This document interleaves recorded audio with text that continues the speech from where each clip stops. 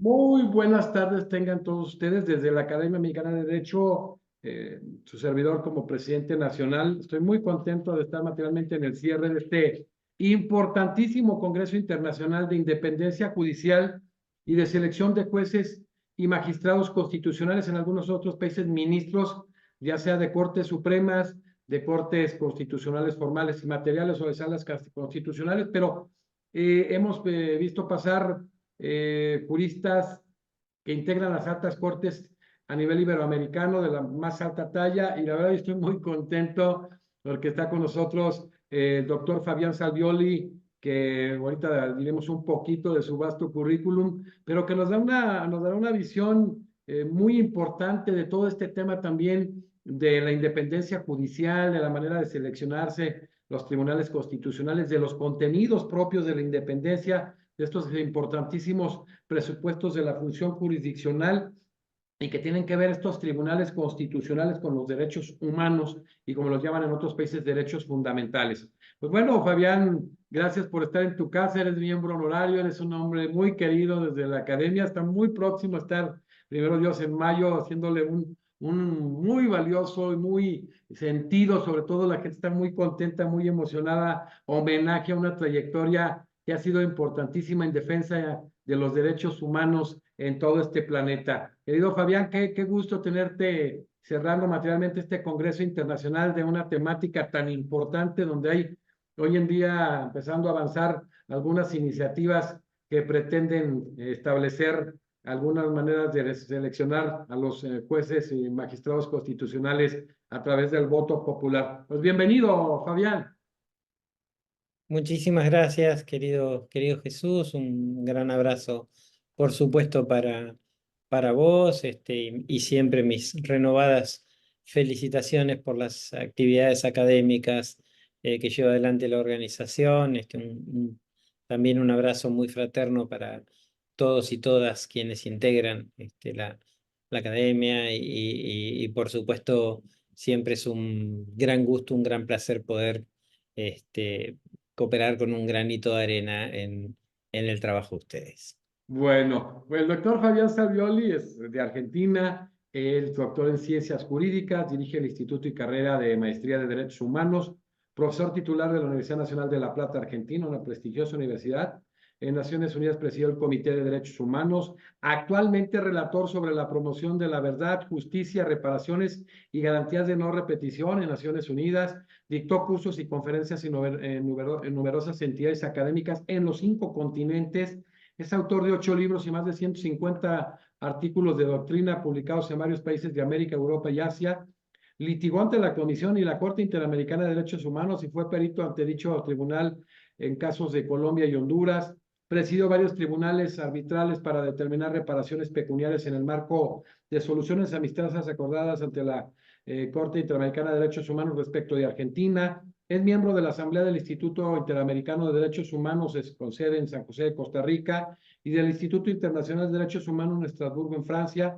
Por su trayectoria académica y profesional recibió distinciones, ciudadanías ilustres, premios en derechos humanos, profesorados honoris causa, doctorados honoris causa en diversos países, en todos los continentes, miembro honorario de la Academia Mexicana de Derecho, orgullosamente. Y bueno, hoy tocará este tema tan importante de la independencia judicial y la selección de jueces y magistrados constitucionales, que es fundamental en nuestros sistemas democráticos. O sea, es construir todos los días los sistemas democráticos, evitar que temas como la transfuga, el asistencialismo permeen en las sociedades, también el evitar las dictaduras de las mayorías, que son temas de las que se puede caer con facilidad, y entender la esencia misma de los tribunales constitucionales desde la concepción, no de Kelsen, de Jelinek, que evidentemente era la limitación del poder en su momento y originalmente el Parlamento. Fabián, ¿en qué se vinculan los tribunales constitucionales con los derechos humanos primeramente? ¿Y cómo se da esa relación en el plano nacional y en el plano internacional? Entendiendo precisamente la tutela judicial efectiva y esta tutela de doble fuente.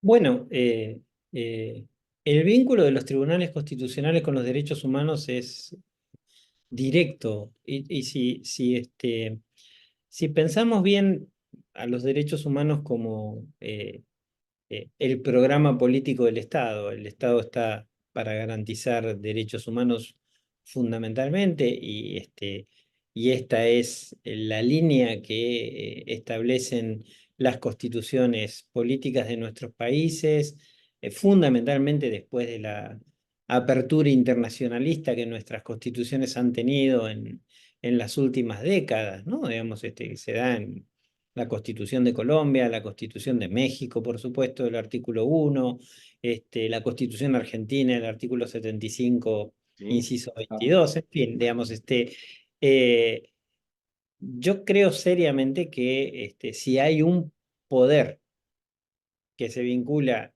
bien directamente con la garantía de los derechos humanos, es indudablemente el Poder Judicial. Si bien con esto no estoy diciendo que el resto de los poderes no tengan a su cargo la obligación de garantía, que por supuesto que la tienen, digamos, pero me parece que el más vinculado es la rama judicial.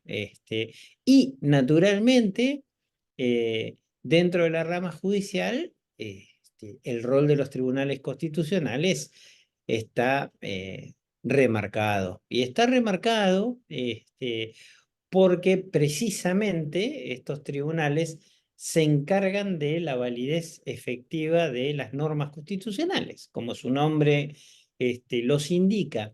Y como las normas constitucionales hoy tienen un componente tan nutrido en materia de derechos humanos, a mi juicio, querido Jesús, inevitablemente, digamos, felizmente de forma inevitable, felizmente. exactamente, atravesado por contenidos de derechos humanos, pues por supuesto que la herramienta de trabajo de estos tribunales son los derechos humanos, que representan a la misma Constitución.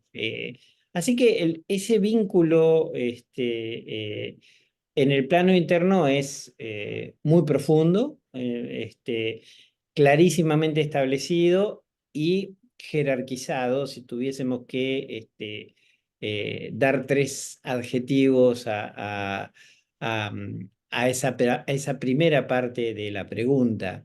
Em, la relación en el plano nacional creo que es dialógica, es de ida y vuelta, es decir, los tribunales constitucionales enriquecen la perspectiva de derechos humanos y al mismo tiempo los derechos humanos le dan el marco efectivo a los tribunales nacionales, incluso un marco del cual no se pueden salir, es decir, es completamente inaceptable que estos tribunales se salgan de la lógica del enfoque de derechos humanos en sus resoluciones, y esto da lugar a pasar a la segunda parte de la pregunta, que es cómo se da esa relación en el plano internacional.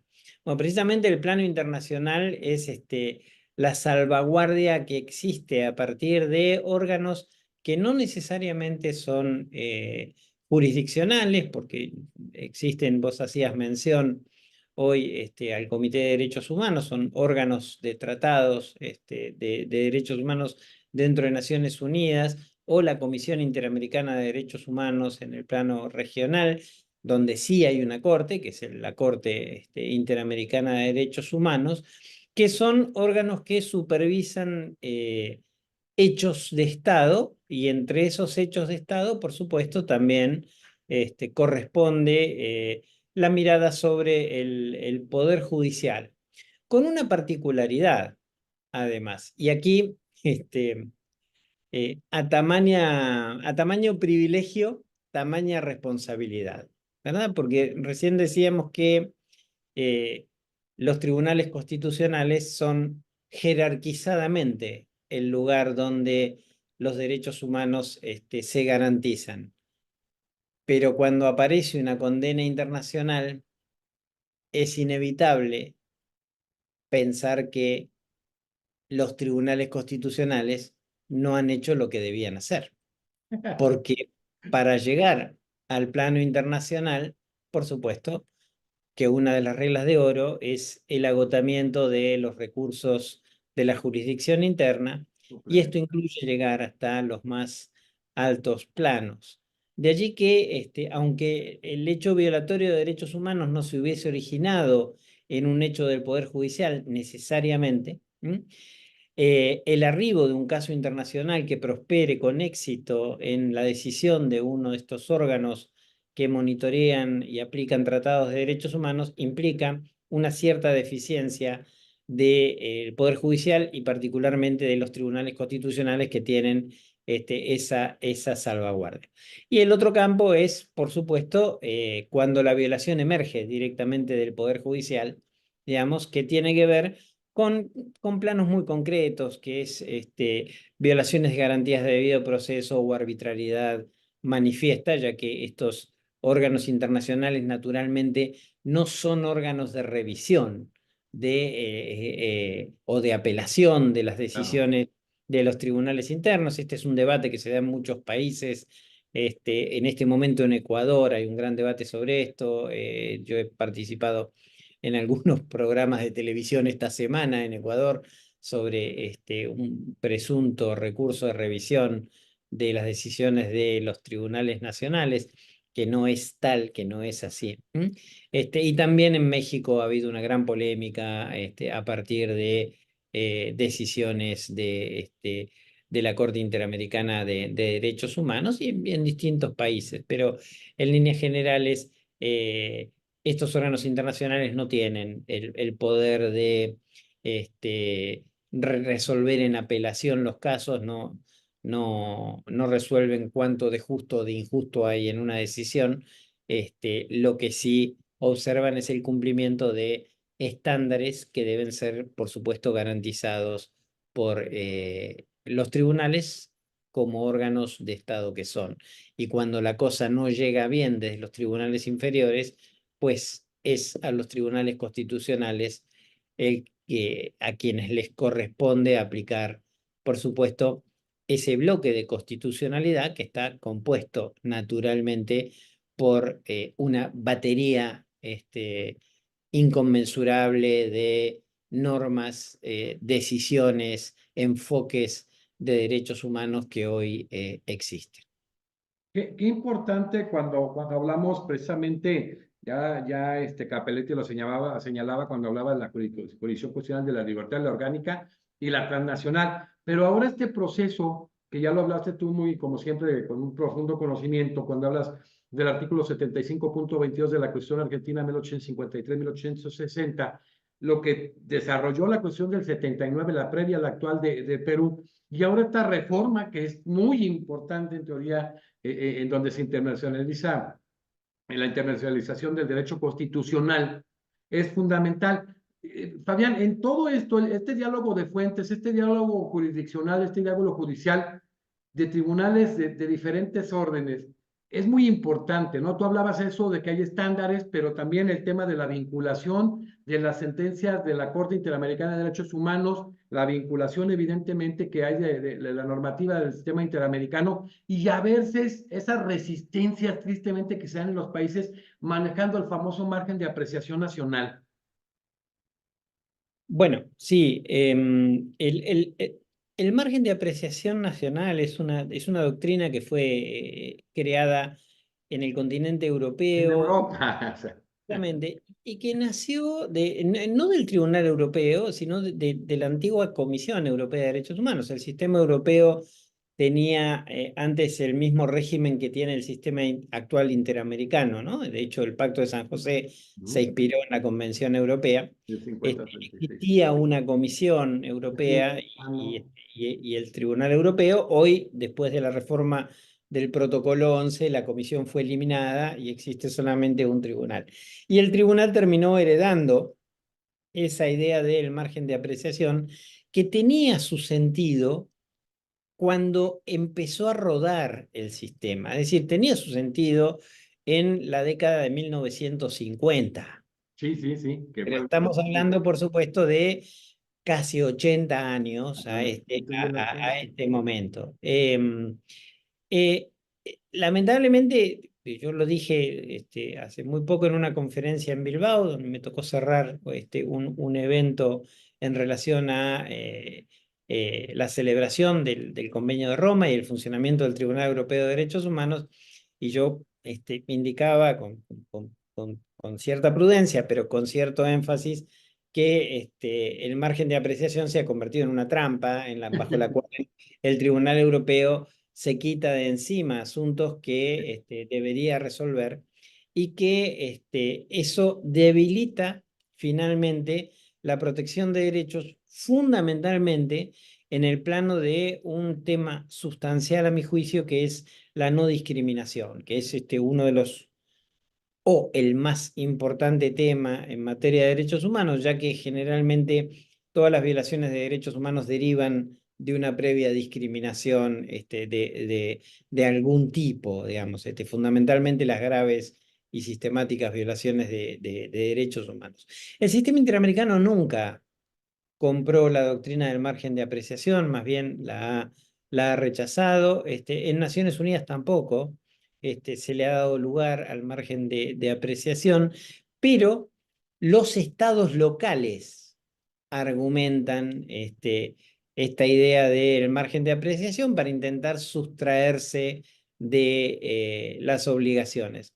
En realidad, yo sobre esto tengo un libro publicado, digamos, hace unos años, donde al menos entiendo que el sistema de fuentes merece ser revisado a la luz de un enfoque y perspectiva pro persona, y que no se trata de aplicar necesariamente el enfoque internacional ni necesariamente el enfoque nacional, sino aquel que mejor garantiza los derechos de las personas. Y que esas son las fuentes que deben formar parte de ese diálogo de ida y vuelta entre jurisdicciones nacionales y jurisdicciones internacionales, porque el fin en sí mismo no es el funcionamiento de la jurisdicción, sino tutelar mejor los derechos de la gente. Para eso existen los sistemas de tutela, ¿no?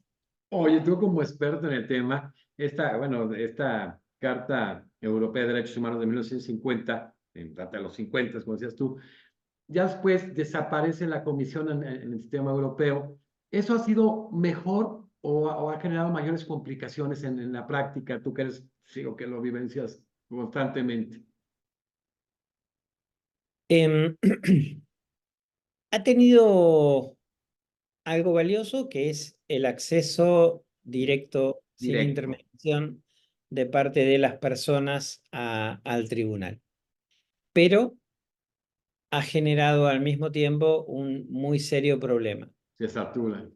Y es que exactamente, que hoy ese Bueno, acceso directo es un poco una quimera, una ilusión, ya que el Tribunal Europeo de Derechos Humanos desestima más del 90% de las sentencias que llegan a su conocimiento, perdón, de las denuncias que denuncia. llegan a su conocimiento. Y entonces uno se pregunta hasta dónde cobra tanto sentido el acceso directo, si finalmente el acceso es para que te cierren la puerta en la misma cara. Em, pero también creo que los sistemas internacionales de tutela eh, eh, merecerían mejores estados nacionales, y me quiero explicar en relación a esto. Em, yo no creo que haya que echarle la culpa al Tribunal Europeo de Derechos Humanos de esa situación.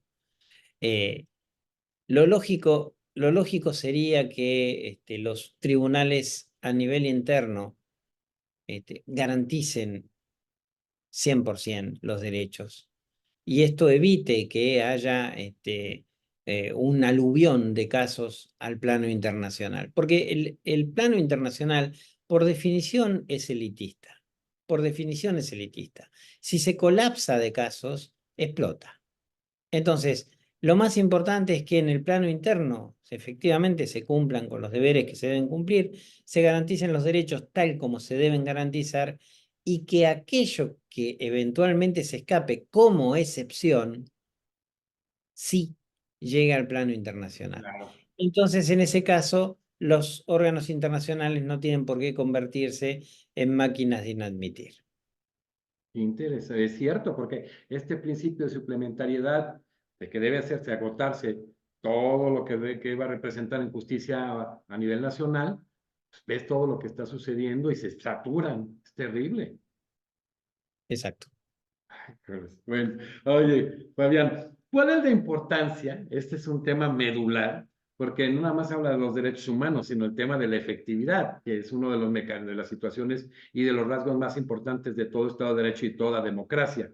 ¿Cuál es la importancia de los mecanismos o garantías de defensa constitucional de cada uno de los países? Más ahora que cuando se habla del principal mecanismo que tiene el ciudadano, que es el amparo de raíz y de nacionalidad mexicana, que ahora adopta muy bien el artículo 25.1 de la Convención, muchos los ven como un problema desde el área en donde el poder político parece que se quiere apoderar del poder judicial. Entonces, Fabián, estos mecanismos son fundamentales precisamente para, en aras de que se puedan garantizar los derechos.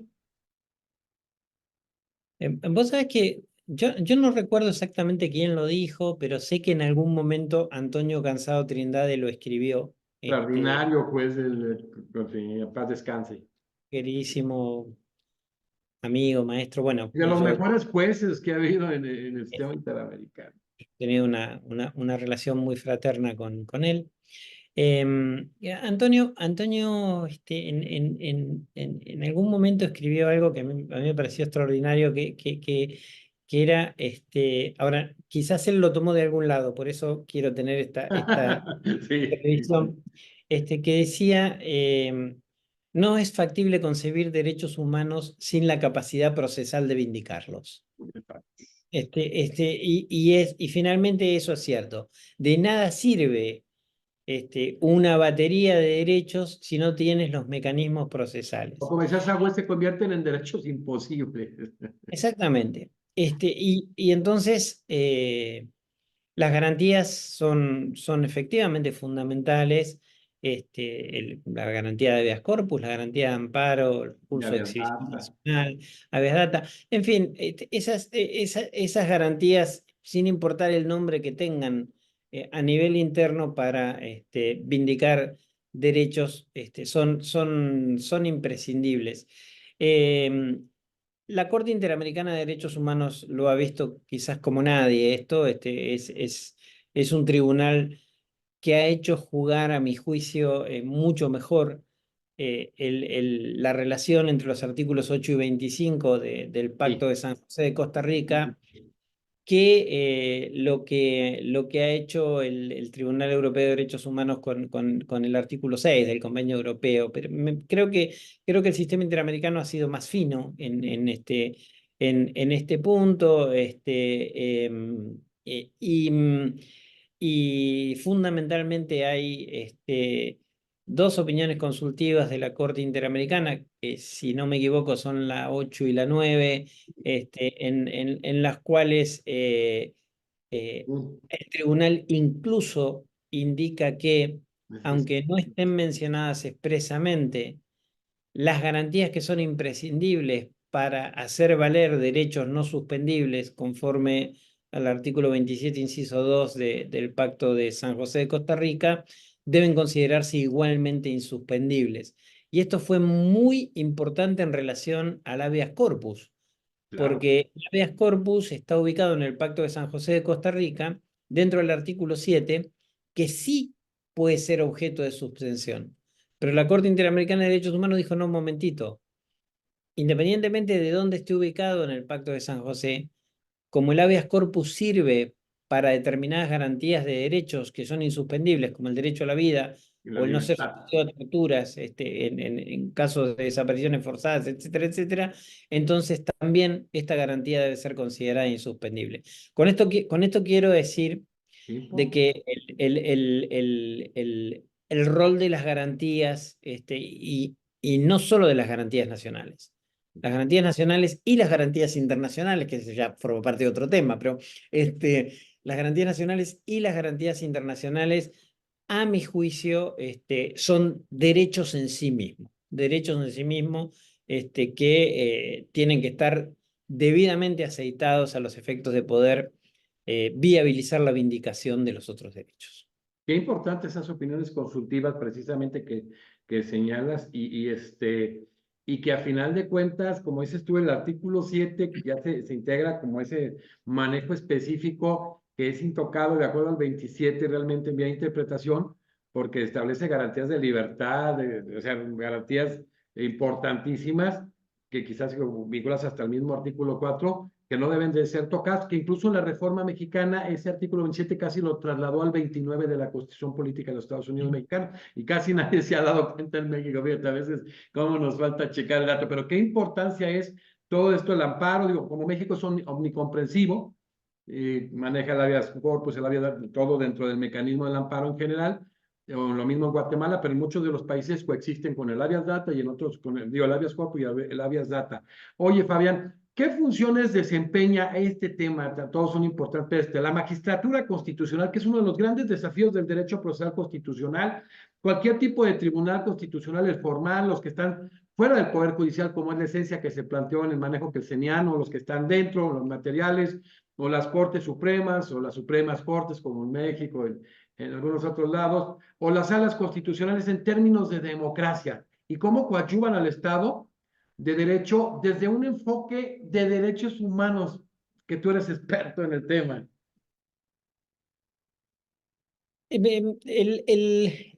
bien, el planteo es súper interesante y tiene como distintas aristas que convendría explorar un poquito. Digamos, lo primero es que aunque nos parezca extraño, digamos, en el marco del derecho internacional de los derechos humanos, la democracia siempre fue un elemento tabú, fundamentalmente en Naciones Unidas, por la diferencia de regímenes. Es un poco extraño porque indudablemente para garantizar derechos humanos requerís un sistema democrático. Pero al mismo tiempo, como no se podía hablar de sistema democrático frente a una gran cantidad de países que no adoptaban ese tipo de régimen, se establece un sistema de derechos humanos bajo cualquier régimen. Pero lo cierto es que no cualquier régimen puede garantizar derechos humanos. No. Esta situación que en Naciones Unidas fue tan difícil, ¿no? Porque finalmente la democracia era como alguien, el octavo pasajero, de alguna manera se metía en la cuestión, porque necesitas un régimen de derecho para poder garantizar efectivamente derechos humanos. Eh, terminó, creo, con la caída del muro de Berlín, ¿no? Y el avance de un paradigma diferente, y fundamentalmente con lo que emerge de la declaración, el Plan de Acción de Viena, cuando se aprueba en la Conferencia de Viena de 1993, donde yo participé de ese evento en representación de una ONG, digamos, de Amnesty. El vínculo indisoluble entre democracia y derechos humanos. Pero hasta ahí no estaba dicho, al menos tan claramente, en el plano de Naciones Unidas. En el sistema interamericano y en el europeo, por el contrario, digamos, la afirmación del régimen democrático siempre estuvo. Digamos, fue de la mano, digamos, el concepto de derechos humanos. Y entonces, como los tribunales constitucionales o las más altas cortes, digamos, tienen por función efectivamente la garantía de los derechos humanos, y los derechos humanos y la democracia forman parte de un todo inescindible, la respuesta es, por supuesto, la respuesta es, el grado de importancia es enorme, y esas funciones son fundamentales. Yo creo seriamente que cuando estos tribunales no cumplen con sus obligaciones de la manera en que deben cumplir, la democracia se deteriora brutalmente. Brutalmente. Es decir, independientemente de que luego haya elecciones periódicas, etcétera, etcétera, porque hablamos, por supuesto, y en esto nos entendemos naturalmente muy bien, hablamos de democracia sustancial. No estamos hablando de democracias formales, donde todo se decide nada más que por medio del voto.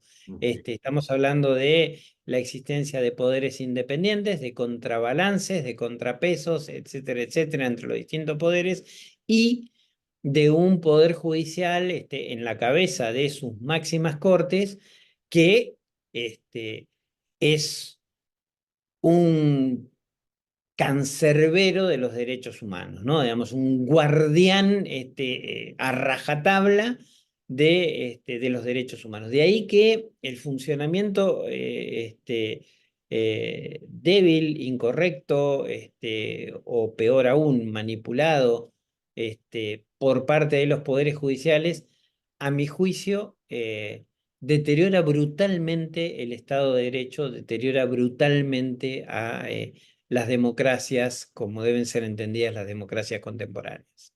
Qué importante, como lo manejó en su momento el Ferrayoli, ¿no? En el tema de la democracia sustantiva. Pero estos tribunales constitucionales, por ejemplo, en el caso argentino, en el caso de República Dominicana, como con base a esta autonomía procesal constitucional delegada, crearon el amparo pretorianamente y lo Claro. modelaron pretorianamente. O sea, increíble los alcances que tiene un tribunal constitucional o una parte, o la magistratura constitucional, sea la forma que adopte. Por supuesto. Y ese es el mejor ejemplo, querido Jesús, es el mejor ejemplo de que cuando un tribunal quiere, puede. Es decir, por supuesto que este, fuentes para garantizar derechos sobran, sobran. Cuando un tribunal no garantiza derechos, lamentablemente es porque no quiere, no porque no puede. Qué importante, a pesar de los ataques que puedan venir del exterior. Sí, pero digamos, también, nuevamente a tamaña responsabilidad, tamaño privilegio, ¿no? Digamos, esto es, Claro. digamos, si el Poder Judicial, con el imperium que tiene, no puede ser quien garantice derechos de manera correcta, ¿qué nos queda a quienes somos personas de a pie? Imagina. Digamos, o lo hace el Poder Judicial o no lo hace nadie. Entonces, formar parte del Poder Judicial, a mi juicio, es un gran honor, es Sí, un claro. gran privilegio, pero es también una gran responsabilidad. Y esa responsabilidad implica, bueno, entre otras cosas, soportar las presiones que puedan provenir y actuar en consecuencia. Si no se está dispuesto a cumplir el rol de garantía de derechos y a soportar presiones de donde sea, pues mejor no formar parte, ¿no? Qué importante. Oye, Fabián, vamos a entrar un poquito a temas de control de constitucionalidad y convencionalidad. Este concepto que fue acuñado en 1979, 85 en Francia, en el caso Nicolo y Sociedad Jacquet, pero que luego en el sistema interamericano, primeramente con votos relacionados de don Sergio García Ramírez, se empezó a crear hasta que plenariamente se instituye precisamente como jurisprudencia de la Corte Interamericana de Derechos Humanos, un concepto tan importante. ¿Qué es la doctrina del control de convencionalidad y cómo se relaciona con el control de constitucionalidad que a veces cuesta mucho trabajo en el seno interno de los países? Bueno, es un gran tema y en efecto cabe naturalmente también, hemos mencionado gente muy eminente y cómo no, digamos, a don Sergio García Ramírez, Paz este, descanse. que sí, con el gran trabajo, con el enorme trabajo que ha hecho al interior Imagínate que en de. mayo vamos a reconocer a Fabián Salvioli, que ha hecho un trabajo extraordinario, y por mortem a don Sergio García Ramírez. Para mí, para la gente de la academia, es un acto de justicia pura. Bueno, muchas gracias. En el caso de don Sergio es sobradamente merecido. El, este,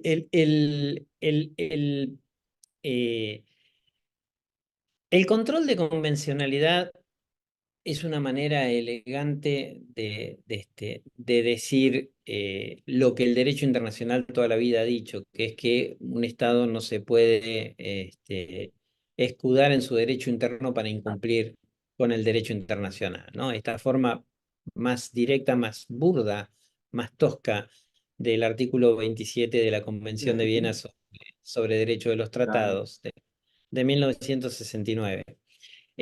Quizás porque de esa manera la cosa no cuajó, se ideó otra manera de decirlo, y esa manera de decirlo, a mi juicio muy inteligente, es lo del control de convencionalidad, donde se le dice a quienes integran los poderes judiciales: mire, usted es juez o jueza internacional. Aunque usted trabaje en el plano interno, usted es el juez del Pacto de San José de Costa Rica. Es usted, es usted. Usted tiene la alta tarea de llevar adelante ese control de convencionalidad. Pero ese control de convencionalidad se ha de hacer no sobre la base de lo que a cada quien le parece que dice el Pacto de San José de Costa Rica. Porque claro, las normas, generalmente, sobre todo las normas internacionales, están enunciadas de una manera muy general. Y entonces, por ejemplo, la Convención de Derechos del Niño de Naciones Unidas, ¿no? Digamos, que se refiere al interés superior del niño. Está muy bien como principio. El problema que hay es que vos y yo podemos tener diferentes miradas sobre lo que es el interés superior en un caso concreto.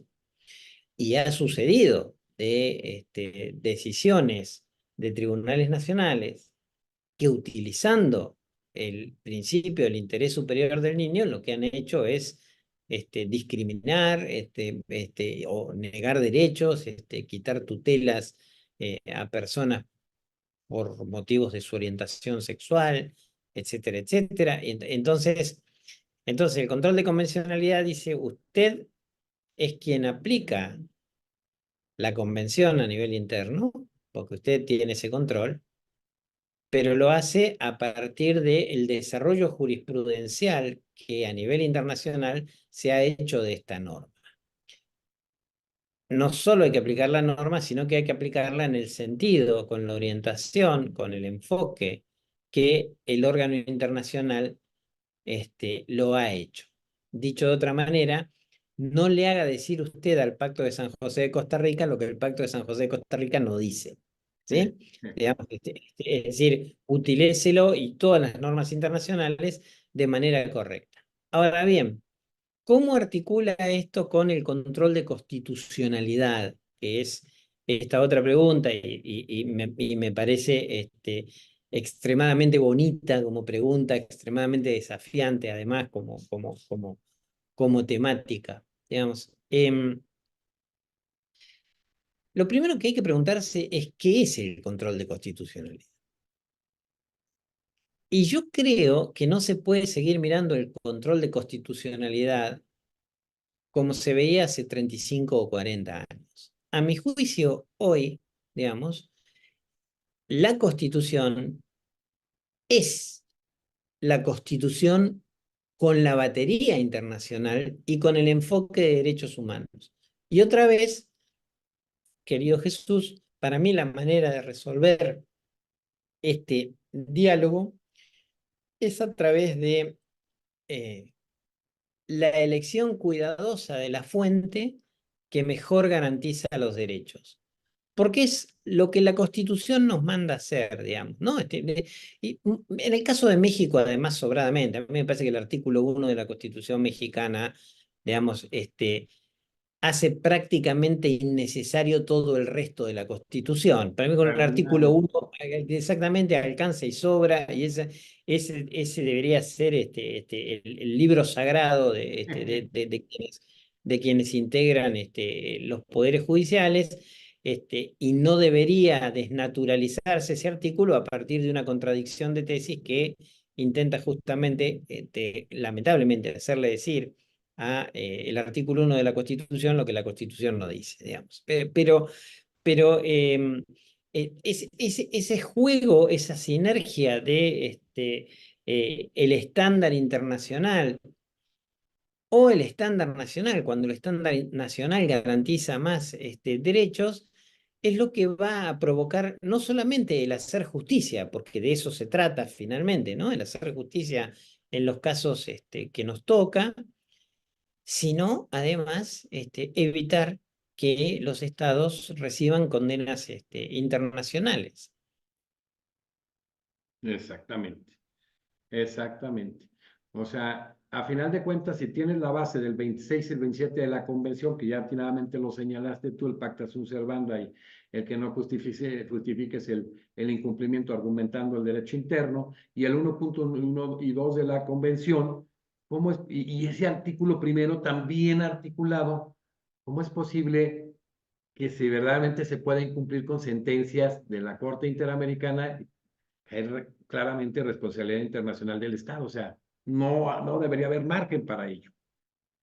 No solo no debería haber margen, y a mí me parece en eso, bueno, tan importante y tan fundamental el rol de la academia, ¿no? Digamos, de las universidades o de instituciones como la nuestra, ¿no? Digamos, en términos de formación, de capacitación, de pedagogía, porque supongamos que las decisiones de los órganos internacionales no son vinculantes. Supongamos eso, que no es cierto, porque sí lo son, pero supongamos que no. Entonces, la Convención sobre la Eliminación de toda la forma de discriminación contra la mujer es interpretada por el Comité para la Eliminación de toda la forma de discriminación contra la mujer de Naciones Unidas. El comité dicta decisiones en relación a distintos países, pero cada país cumple o no cumple según quiere o no quiere. La universalidad de los derechos humanos se hace trizas. No podemos, no podemos sostener que esas decisiones no son vinculantes y al mismo tiempo sostener que los derechos humanos son universales. Es decir, Exacto. o una cosa o la otra, porque las dos en conjunto son efectivamente insostenibles. Y el gravísimo riesgo que eso implica para las sociedades y las poblaciones. Digamos, sería el régimen talibán de Afganistán el que tenga la última palabra en relación a cuál es el alcance de las obligaciones en materia de derechos de las mujeres.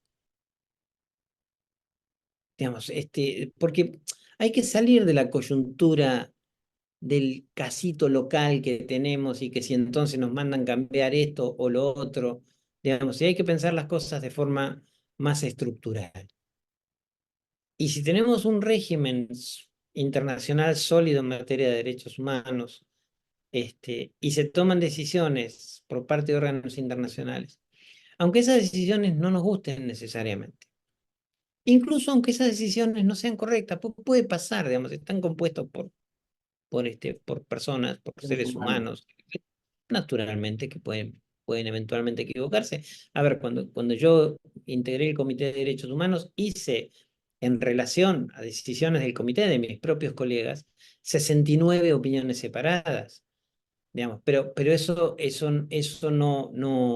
no quiere decir que no crea en el sistema, digamos, todo lo contrario, digamos, em, a mí me parece que acatar los pronunciamientos internacionales fortalece la democracia, fortalece el Estado de Derecho y fortalece el enfoque pro persona, que es lo que debe guiar el funcionamiento de el Estado en general y en el rol de los tribunales constitucionales mucho más.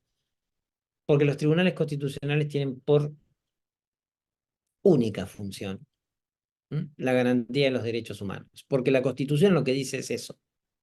Decir que voy a respetar la Constitución sin respetar los derechos humanos es un imposible. Excelente. Oye, Fabián, hablamos de la internacionalización del derecho constitucional, este artículo 1 que tiene un armado impresionante desde el bloque de constitucionalidad, la interpretación de los derechos humanos conforme al bloque, la obligación de todos los órganos del Estado, de todas las autoridades en su ámbito de competencia, de respetar, garantizar, promover derechos humanos, estos principios medulares que ya hablamos, de universalidad, interdependencia, la progresividad, etcétera, etcétera. Y ya en este ámbito, la constitucionalización del derecho internacional nos lleva mucho a este concepto, ¿no? El control de constitucionalidad.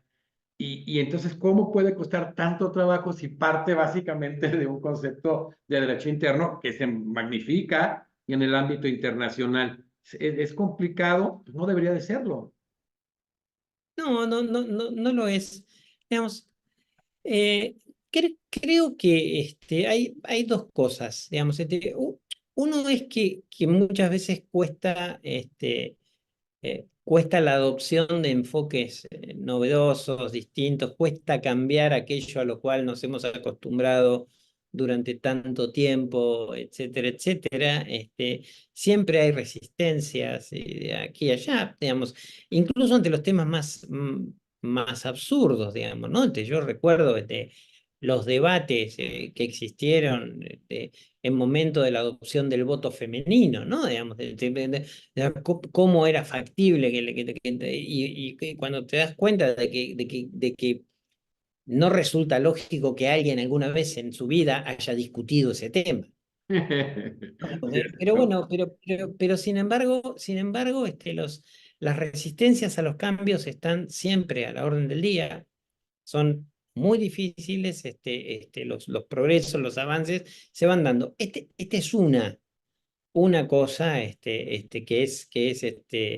es importante.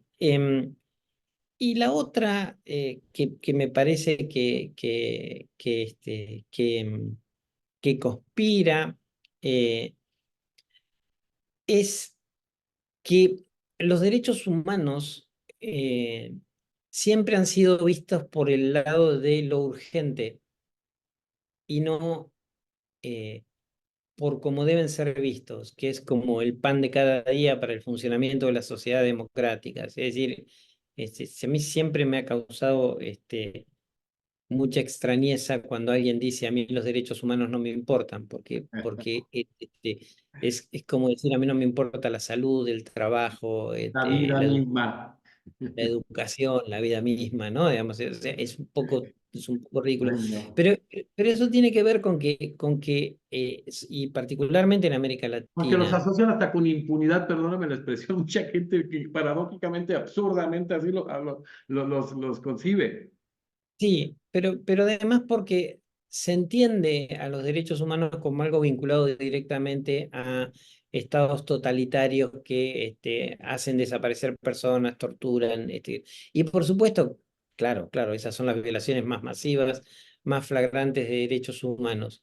Pero no se concibe como deben concebirse los derechos humanos como herramientas cotidianas, como cuestiones que tienen que ver con cada uno de los aspectos de la vida, digamos, y entonces de- comprender que cuando no hay calidad educativa se están violando los derechos humanos.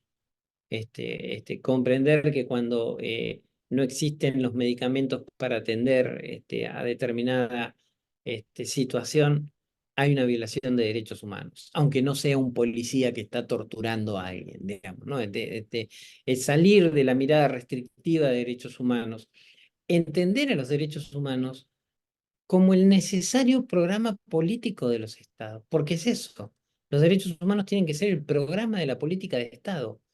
Luego, los gobiernos deberían ver, bueno, enfocamos más así, más allá, pero por supuesto, no resulta lógico que un gobierno descrea de los derechos humanos, porque la función del gobierno es garantizar los derechos humanos. Claro. Es como querer ser bañero de una playa y no saber nadar, digamos, no es factible, digamos, o si no sé nadar, mejor me dedico a otra cosa, pero no hacer baño en una playa porque naturalmente va a ser una catástrofe mi desempeño profesional.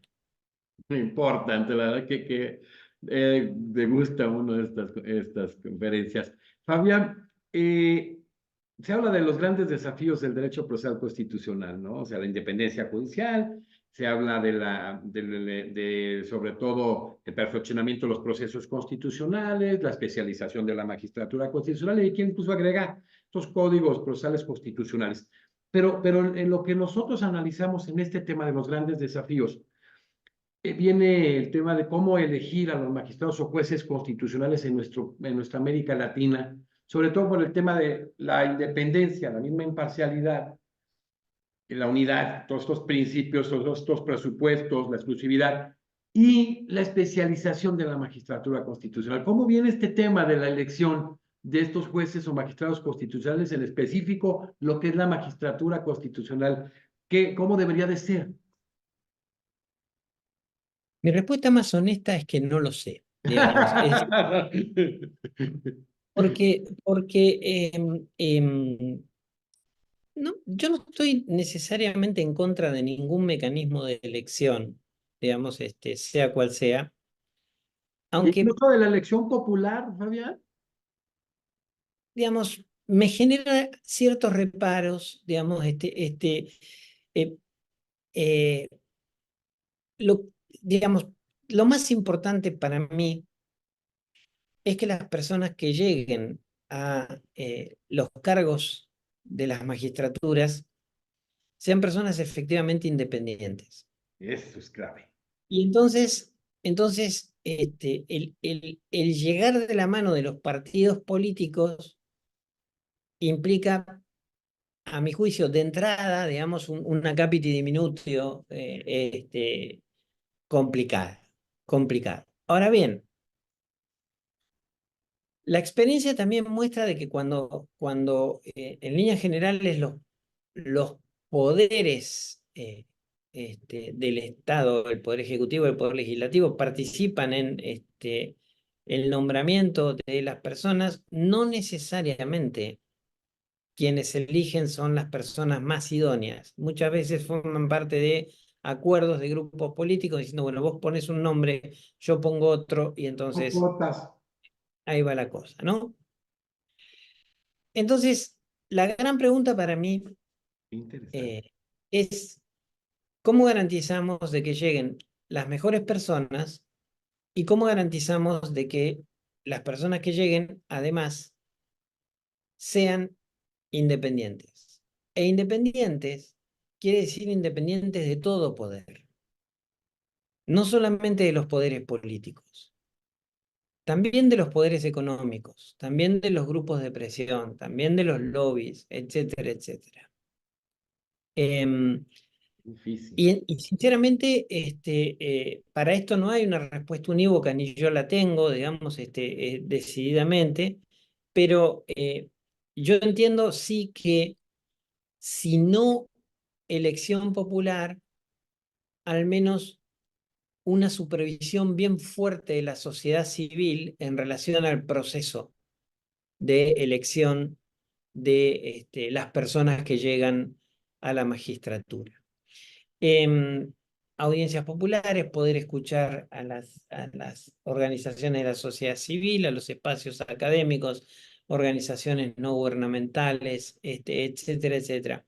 Y sí creo que debe establecerse como un requisito sine qua non la expertise en derechos humanos.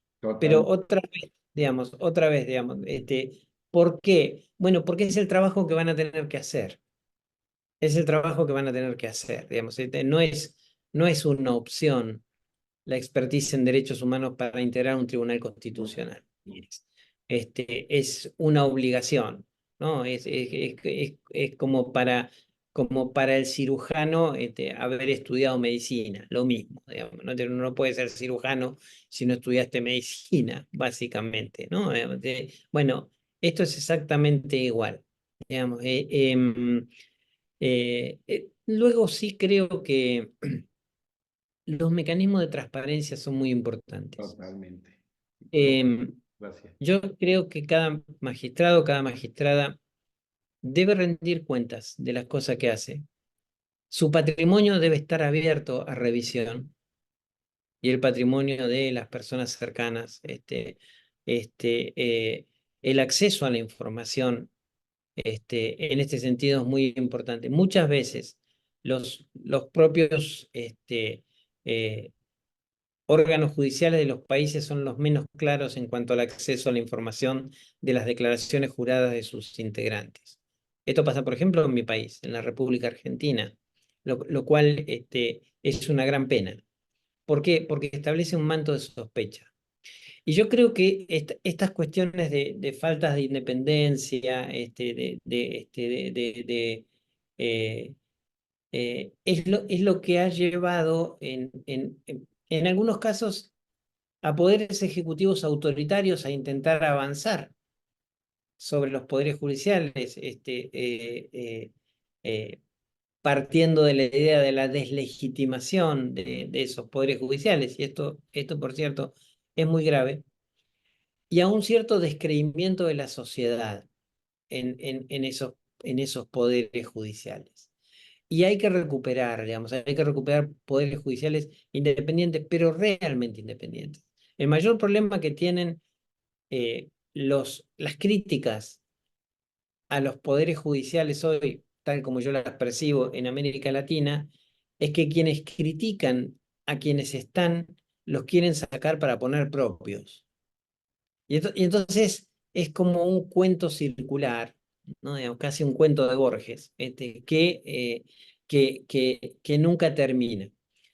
Eh, para mí, la independencia judicial es imprescindible. Y la independencia judicial implica independencia judicial en relación a todo factor de poder, a todo factor de poder. Este, y, y yo sí creo también que la elección de determinados espacios en el plano público obligan a tener un comportamiento, incluso a nivel personal, cuidadoso, realmente cuidadoso. Digamos, nunca he creído de que a mayor poder, mayor libertad para hacer cualquier cosa, porque eso es muy riesgoso y es muy peligroso. Digamos, yo creo que cuanto más poder tenés, menos libertad debes tener para hacer lo que se te ocurre.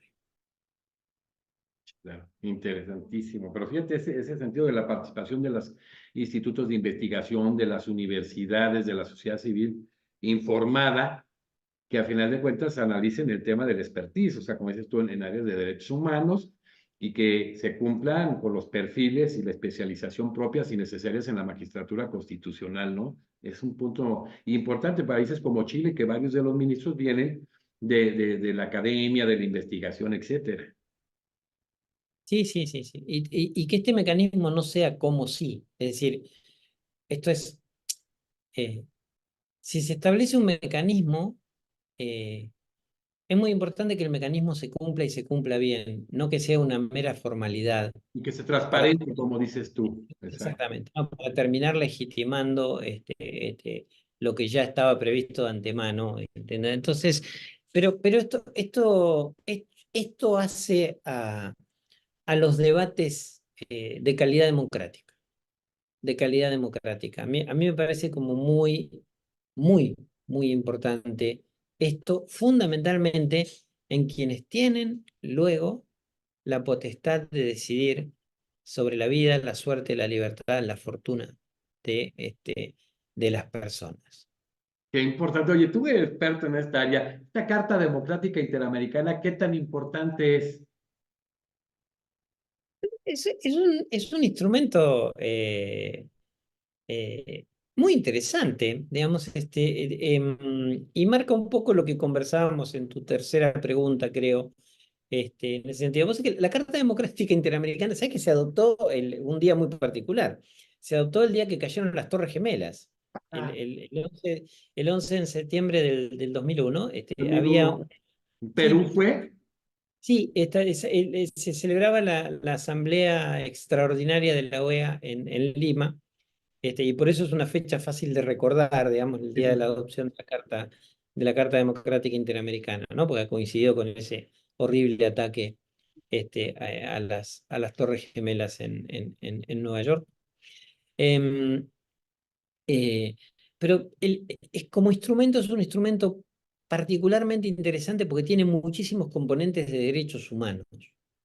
La Carta Democrática Interamericana tiene muchísimos componentes de derechos humanos, incluso de temas relativos a perspectiva de género, no discriminación, etcétera, etcétera. Lo cual indica claramente de que es inescindible el vínculo entre democracia y derechos humanos, es inescindible el vínculo entre democracia y no discriminación, es inescindible el vínculo entre democracia y perspectiva de género. Quienes no se alineen en la garantía de los derechos humanos, la no discriminación, la perspectiva de género, en realidad conspiran contra el Estado democrático de derecho. Qué importante. Fíjate nada más con eso, es que se tiene que alinear. O sea, por eso reitero en el perfil, en la expertise. Es clave, ¿no? Oye, Fabián, ¿cuál tú que, bueno, conocedor en el tema, conocedor de nuestra América Latina entero, cuál es el estatus de la independencia judicial en América Latina? Yo creo que hay un alto grado de independencia judicial. Lo que sucede es que, eh, por supuesto, siempre hace ruido el caso que no lo es, digamos, pero cuando pensamos la gran cantidad de tribunales que existen, De altas cortes, digo, en unos hay tribunales, Corte Suprema coexiste con una Corte Constitucional, constitucional. yo creo que en líneas generales hay un buen estándar de independencia judicial. Em, Creo también que existen problemas y que esos problemas eh, derivan un poco del deterioro de la calidad democrática de los países. Digamos, esto es, por supuesto que cuando la democracia se deteriora, todos los poderes se deterioran.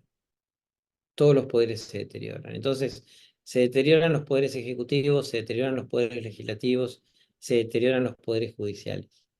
Em, a mí me preocupa particularmente las vías de escape que pueden tener los tribunales este, eh, para no rendir cuentas debidamente de su actuación. Eh, por ejemplo, en la República Argentina existe la posibilidad de desestimar, invocando un artículo y sin explicar por qué.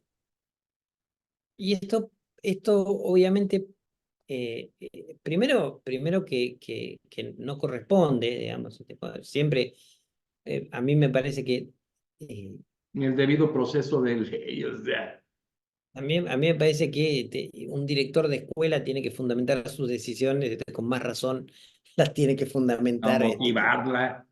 motivarla debidamente un poder judicial. Ese es un problema. Este, Este, el hecho de la ausencia de plazos concretos para dar respuesta es otro problema, digamos, que puede llevar paso razonable. a esas cuestiones. Y, mm, y también me preocupa que este, no sé cómo decirlo exactamente, pero que estamos sufriendo una crisis de democracia en nuestros países. Me parece que esto es un hecho No, más o menos no, claro, evidente, y homogéneo. más o menos evidente, ¿no? Digamos, eso se ve primero en un deterioro brutal del debate público, Claro. Uf, donde el insulto predomina por sobre la argumentación, digamos, y sociedades que terminan premiando esos comportamientos, los quizás, aplauden, los avalan. eh, Híjole, quiz- quizás también por deficiencias que el sistema político ha tenido históricamente, por problemas falta de transparencia, etcétera, etcétera. Es decir, bueno, las cosas no suceden porque sí, siempre hay razones y siempre es más fácil no mirar efectivamente qué razones han llevado a una cosa o a la otra. Pero em, eh, el deterioro de la calidad democrática, del debate democrático y la irrupción de figuras rupturistas, claramente en América Latina, em, o la latencia de figuras vinculadas con graves y sistemáticas violaciones de derechos humanos, como es el caso de Keiko Fujimori en el Perú, para mencionar un ejemplo. Lleva al mismo tiempo el interés o la tentación de la cooptación judicial, ¿no? La tentación de la cooptación judicial. Claro, claro, claro.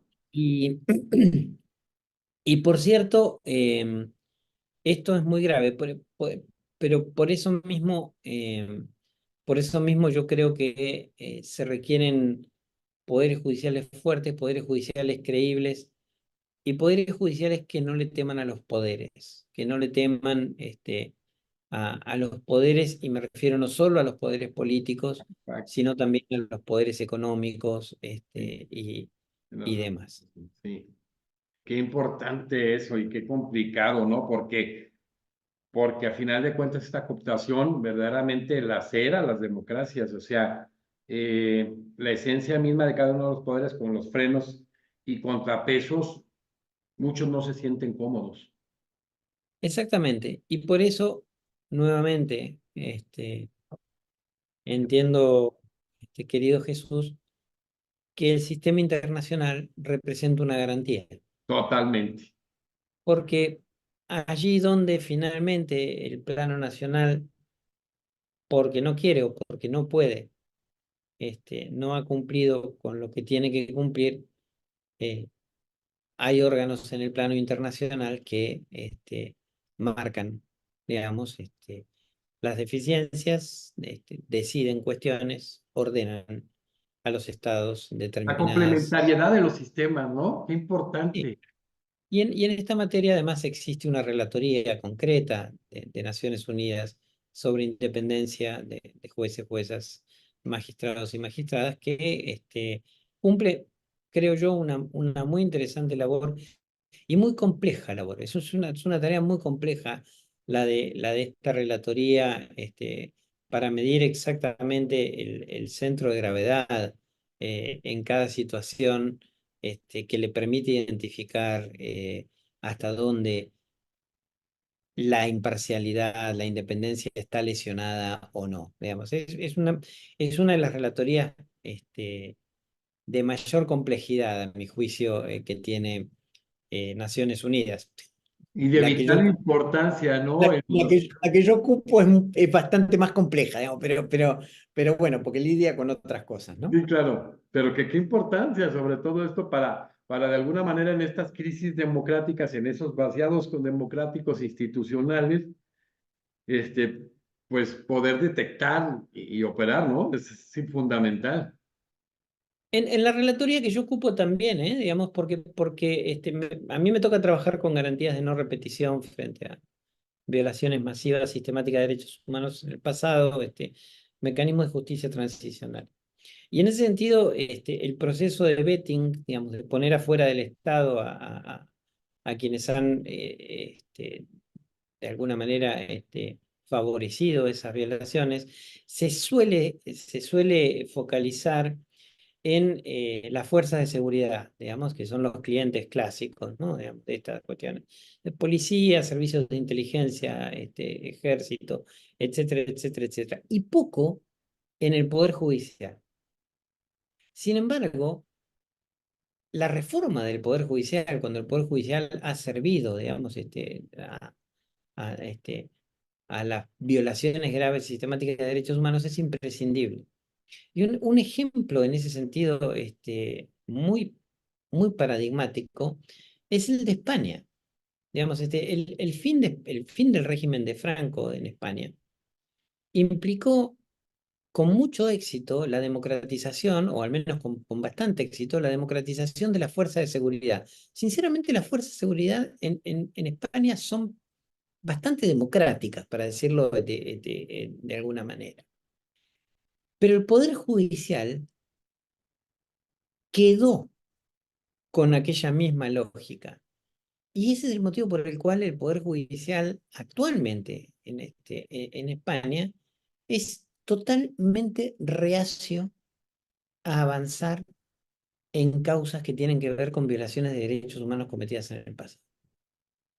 Lo cual es tremendamente paradójico, porque es el mismo Poder Judicial que sí avanza por la aplicación del principio de jurisdicción universal en violaciones de derechos humanos que se han cometido por las mismas épocas en otros países. Ah, fíjate. Eso en España se vio, ¿en qué otro país se vio algo similar? Bueno, Guatemala ha tenido serios problemas en ese sentido, no en este momento en su Corte Constitucional, que de hecho me parece que está jugando un rol y ha jugado un rol muy valioso para la preservación del Estado de Derecho en relación a la última elección del actual presidente Arévalo, pero las personas dentro del Poder Judicial que han intentado garantizar derechos o juzgar a personas que han cometido crímenes contra la humanidad o incluso hechos de genocidio. Bueno, el caso de Ríos Montt, que fue juzgado por genocidio contra el pueblo maya en Guatemala. Quienes han integrado esos tribunales se han tenido que ir al exilio. Fíjate, qué terrible. Se han tenido que ir al exilio, digamos, porque no se les podía garantizar su vida, ¿no? Digamos, Qué es un, terrible. es terrible, sí, sí.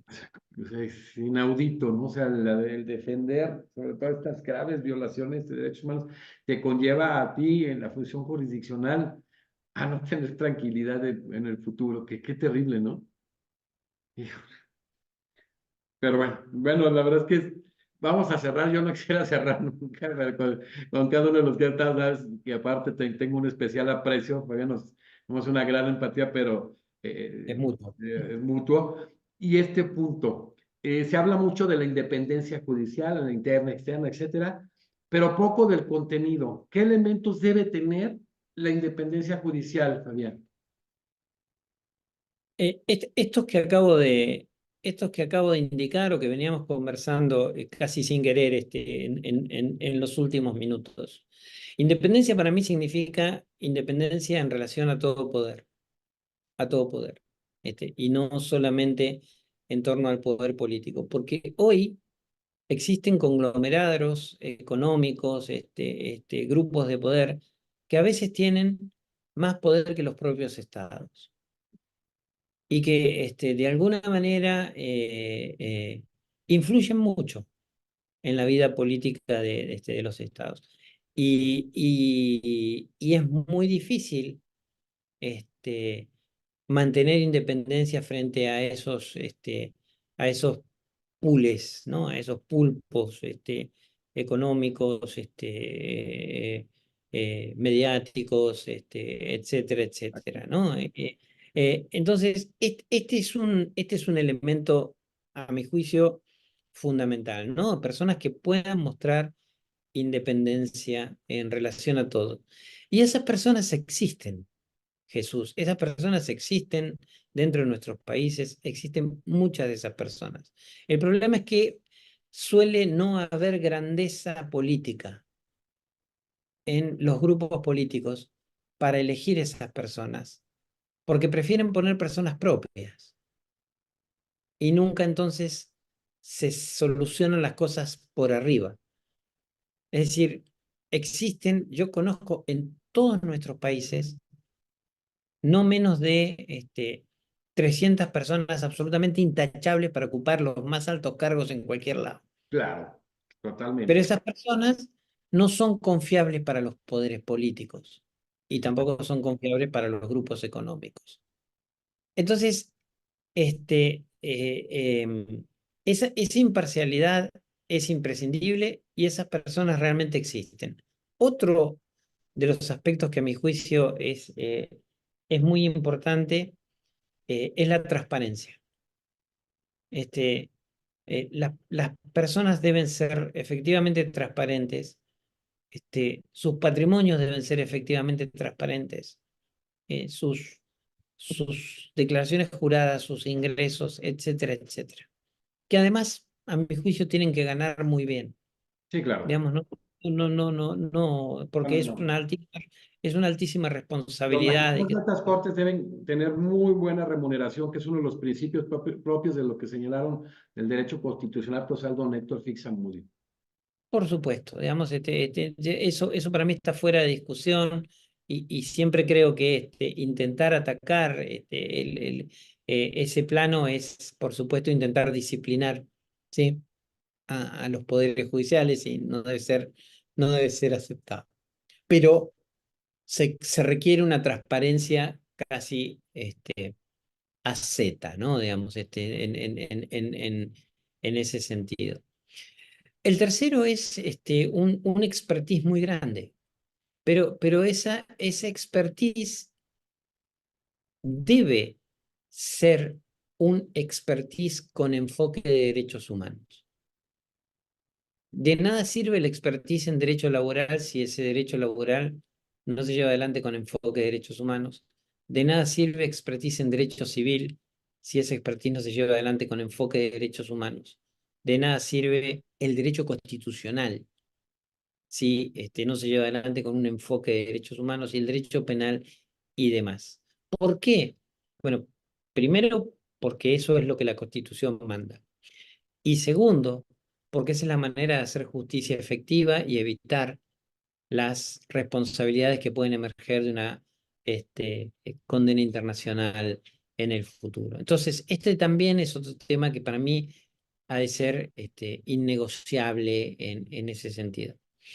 Y yo eh, no estoy muy seguro de lo que voy a decir en este momento, pero está bien, digamos, no estar muy seguro, forma parte de la vida. Este punto lo tengo en duda,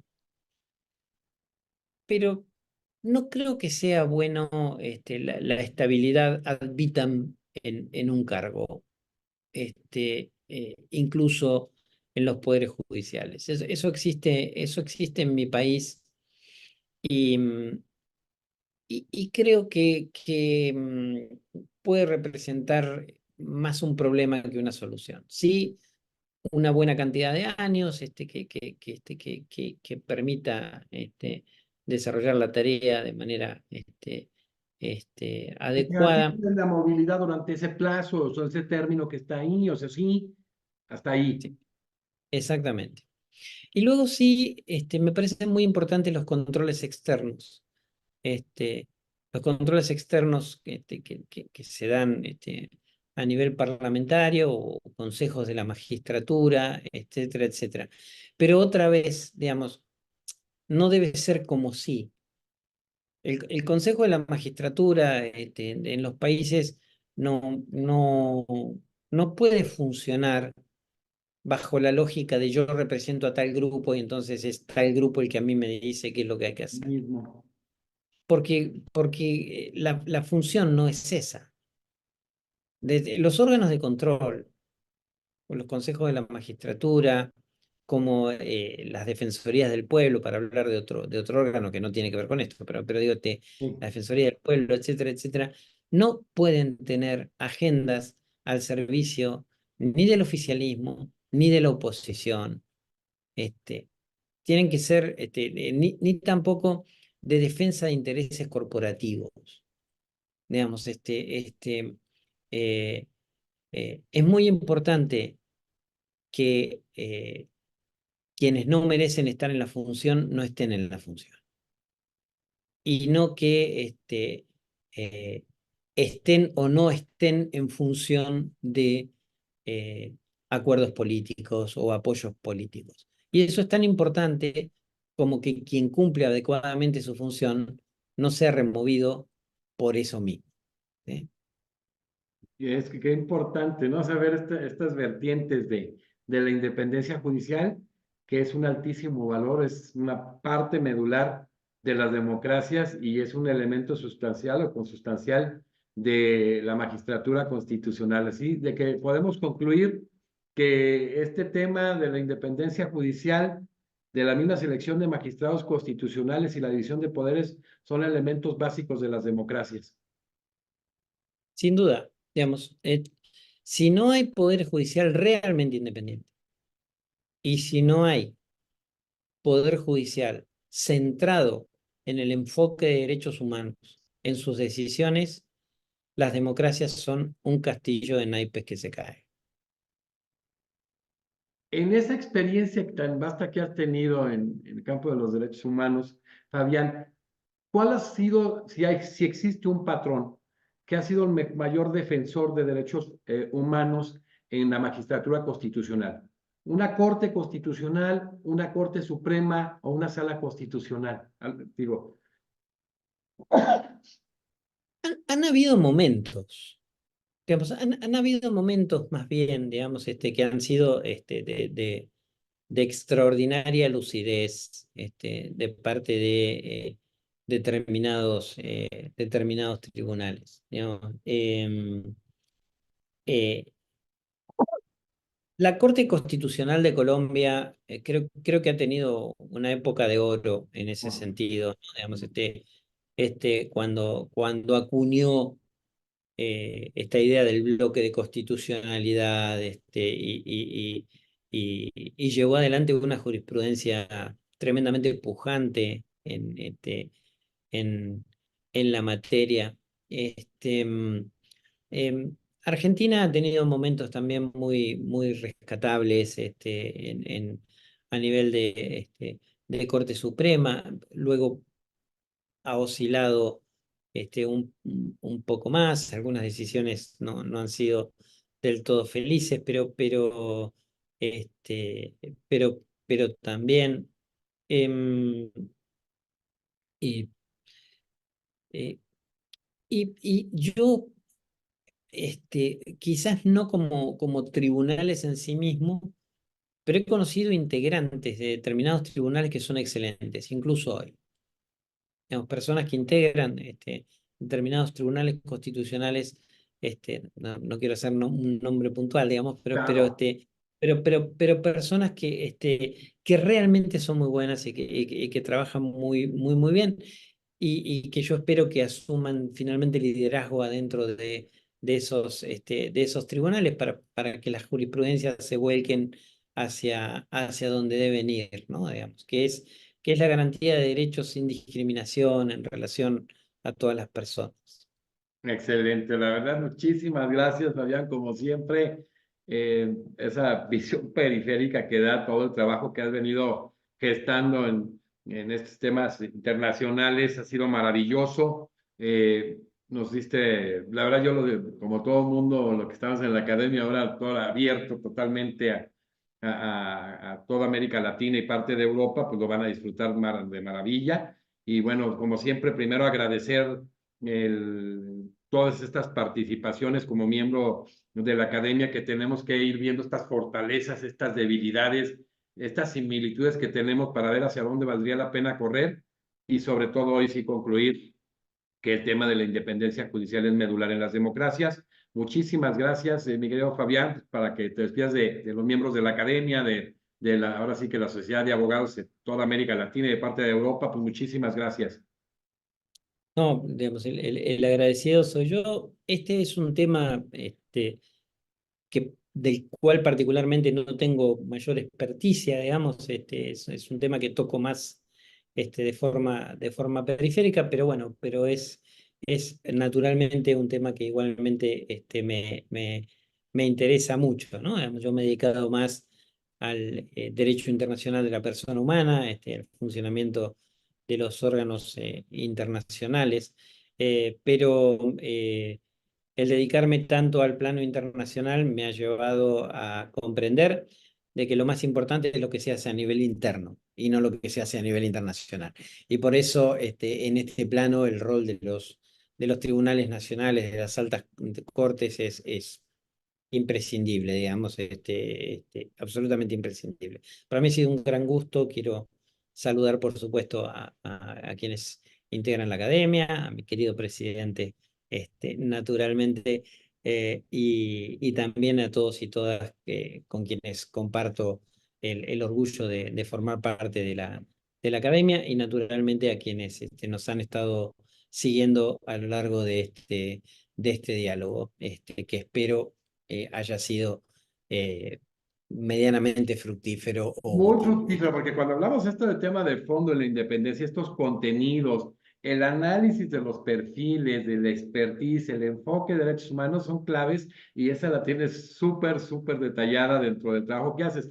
Pero le quiero decir a la gente de la academia, no lo había comentado, que no lo estoy presionando, pero en este congreso taller de defensa pública interamericana, donde participan varios bueno, el director de AIDEF actual, el anterior director de AIDEF, precisamente quien preside la Defensoría en Argentina, los dos personajes, los dos defensores públicos interamericanos que tuvieron el primer caso precisamente contra Argentina, el caso Furlan, y varios defensores públicos interamericanos, pues estamos viendo para ver los tiempos de mi querido doctor Fabián Salvioli para que nos pueda dar una conferencia en ese marco tan importante. Y bueno, despedimos al doctor Fabián Salvioli, que tocó el tema de la independencia judicial y selección de magistrados, jueces y magistrados constitucionales, que Fabián es actualmente relator de sobre la promoción de la verdad, justicia, reparaciones y garantías de no repetición en Naciones Unidas.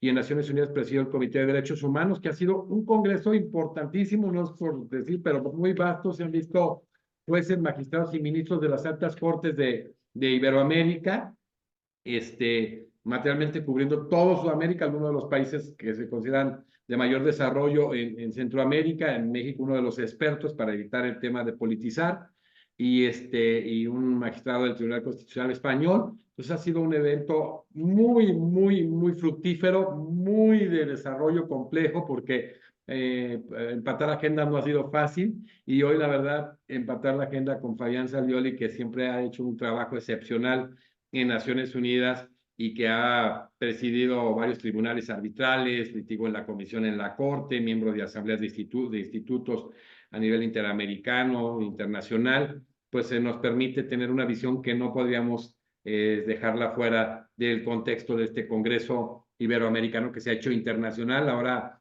viene un par de personajes muy importantes también de Italia y de Francia, que los vamos a anunciar, pero hoy estoy también extremadamente contento. Y bueno, Fabián, muchísimas gracias por tu participación. Voy a estar fuera del aire un par de minutos contigo platicando temas, y gracias a toda la audiencia, que es no nada más los miembros de la Academia Mexicana de Derecho, a la audiencia en general de abogados, estudiantes de Derecho de toda América Latina, de parte de Europa, reitero, que están siempre muy inquietos viendo estos temas tan importantes, tan novedosos, y sobre todo cuando hablamos de democracia como un verdadero anhelo, que hay que hacerlo, hay que hacer que se aterrice. Gracias a todos.